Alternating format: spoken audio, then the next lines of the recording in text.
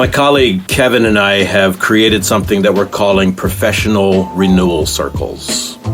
This will be a series of gatherings that recognize that people are in a place of transition in their careers and in their workplaces.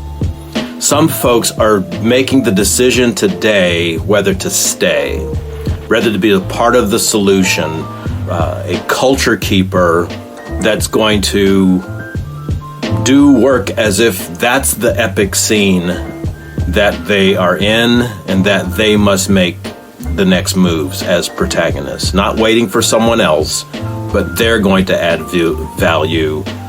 The workplace is their worthplace. Yet others can no longer find the value they're looking for at work. There's so much that's happening that's in ferment.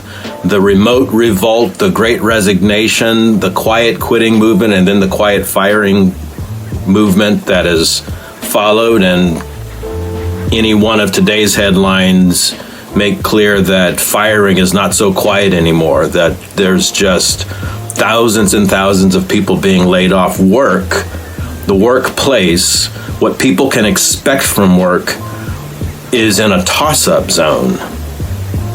And we think that gathering other professionals together, people who have been serious about how they've invested their attention and their livelihood, and creating a space to say, is this where you are working out your worth?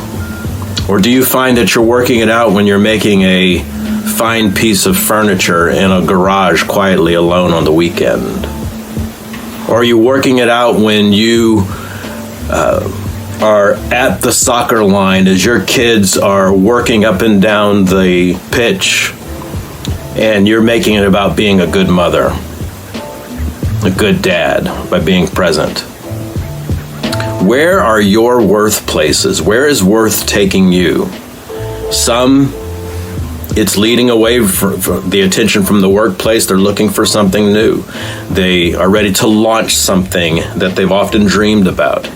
They long for what comes next. So those retirement questions start coming into play. And am I going to have what I need to live the way that I want to live? Well, we've started the Epic Turn, our first renewal circle, to get after these kinds of questions, not necessarily for midlife crisis, but for a time of discernment as to, am I living it right?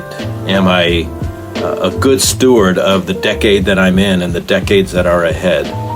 So we view you as a protagonist who is immersed in an unfolding drama, and we want to make room for a group of colleagues to come together, to play together, and talk about what's happening in their current workplaces and their current worth places, and to see what comes next in their story.